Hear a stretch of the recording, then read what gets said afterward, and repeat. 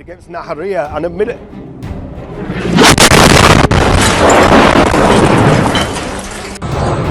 اجت فيفي الله أكبر الله أكبر الله أكبر الله أكبر. Dunia sedang berubah.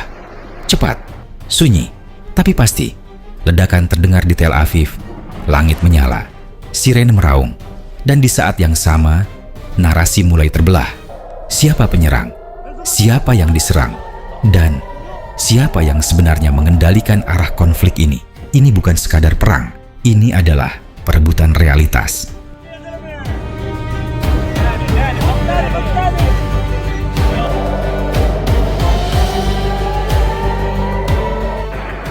Konflik ini tidak dimulai hari ini. Beberapa minggu lalu, serangan besar terjadi. Koalisi Amerika Serikat dan Israel menyerang Iran. Targetnya jelas, infrastruktur militer, sistem pertahanan, dan kepemimpinan. Beberapa tokoh penting Iran tewas, termasuk pembunuhan tokoh strategis seperti Ali Larijani. Ini bukan serangan biasa. Ini adalah decapitation strike, memotong kepala komando. Pesannya sederhana, lumpuhkan Iran dari dalam.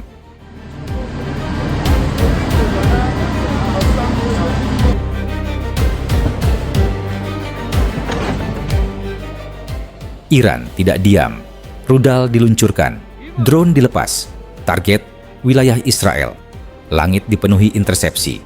Ledakan beruntun, bukan satu, bukan dua, tapi puluhan. Ini bukan sekadar balasan.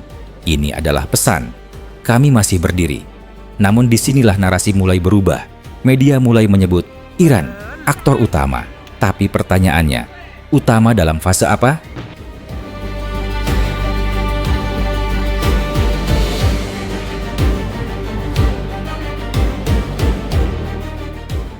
Media tidak hanya melaporkan perang. Media membentuk perang. Ketika Iran menyerang, disebut agresi. Ketika Israel menyerang, disebut pertahanan. Apakah ini fakta atau framing? Karena jika ditarik ke belakang, serangan awal datang dari operasi militer besar. Bahkan fasilitas energi Iran ikut diserang. Dan bukan hanya itu, serangan ke Karg Island, salah satu pusat ekspor minyak Iran.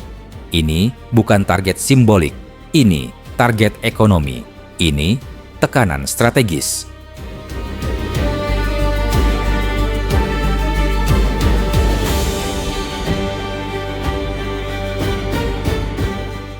Iran mengatakan, kami tidak akan menahan diri lagi.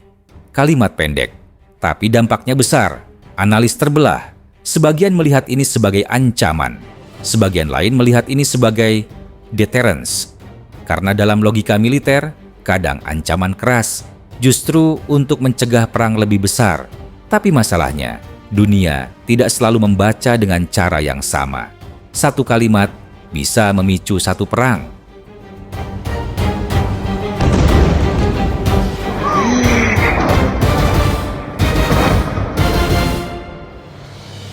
Irak, Suriah, Yaman, Lebanon, Palestina, dan sekarang Iran.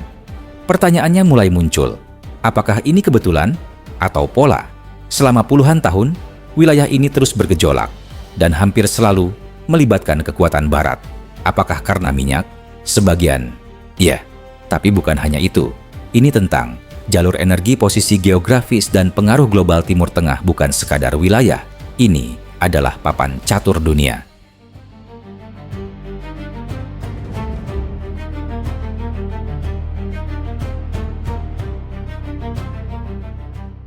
Amerika Serikat tidak berdiri di belakang. Ia terlibat langsung. Koordinasi militer, dukungan intelijen, operasi gabungan, Israel di garis depan, AS di belakang layar. Beberapa laporan bahkan menunjukkan serangan dilakukan dengan persetujuan AS. Pertanyaannya bukan lagi siapa menyerang, tapi siapa yang mengarahkan permainan.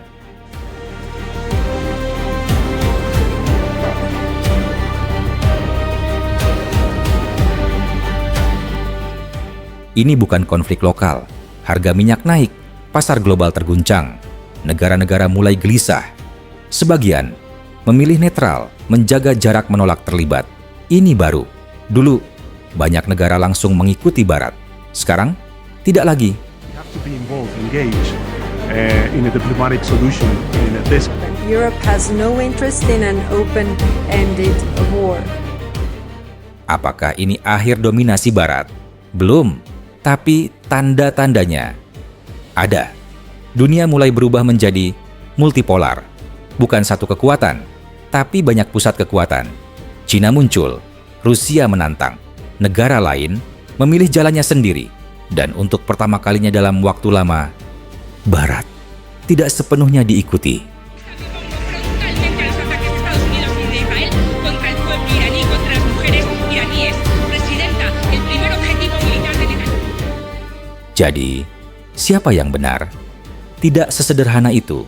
Ini bukan cerita hitam putih. Ini bukan soal pahlawan dan penjahat. Ini adalah kepentingan, kekuatan, dan persepsi Iran bukan tanpa kesalahan. Israel bukan tanpa kritik.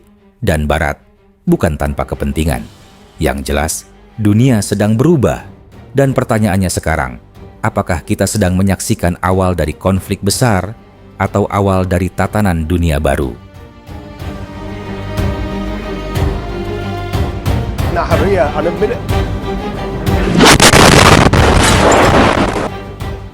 Jadi, di tengah semua ini, ledakan, pernyataan keras, dan perang narasi.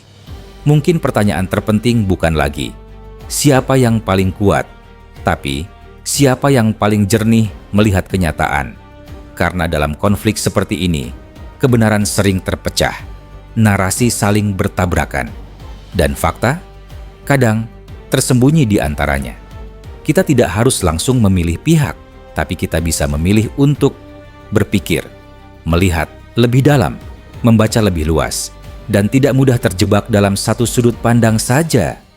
Kalau kamu merasa pembahasan seperti ini penting, yang mencoba melihat dari berbagai sisi tanpa terlalu cepat menghakimi, kamu bisa dukung channel ini dengan subscribe, like, dan share ke orang-orang yang juga ingin memahami dunia. Bukan hanya melihat permukaannya, karena di era informasi seperti sekarang, berpikir kritis adalah kekuatan. Video ini dibuat untuk tujuan edukasi dan analisis, tidak untuk mendukung atau membenarkan tindakan kekerasan dari pihak manapun. Semua informasi disusun dari berbagai sumber terbuka, dan situasi di lapangan bisa berubah dengan cepat. Penonton disarankan untuk tetap memverifikasi informasi dan membentuk opini secara mandiri. Dunia tidak sesederhana yang terlihat, dan mungkin tidak pernah sesederhana itu. Sampai jumpa di analisis berikutnya.